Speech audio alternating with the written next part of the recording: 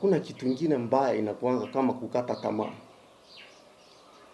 Nasemanga bora unasikia your heartbeat inaendelea, hata huu umelazwa hospitali, hata huu kuna shinda ya aina gani, usiwahi kata tamaa.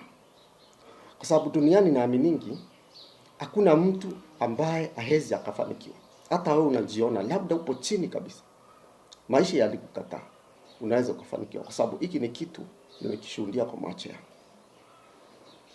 Kwa hivyo kwa kazi yoyote ile unafanya, hakikisha unatengeneza mazingira ya kuzalisha kitu kingine kwa ile kazi unayoifanya. Na hivyo ndivyo mafanikio huja. Lazima ujifunze kuzalisha, multiplication, kwa kile kitu uko nacho. Sasa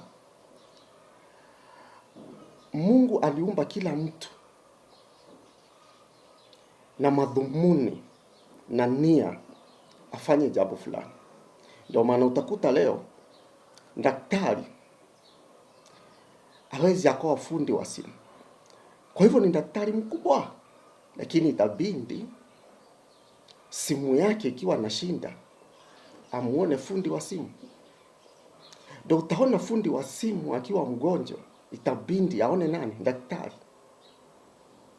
Ndio maana utakuta ni daktari lakini yeye sio mwalimu, na wewe ni mwalimu lakini huwezi kuwa daktari. Kwa hivyo kila mtu ako na nafasi yake.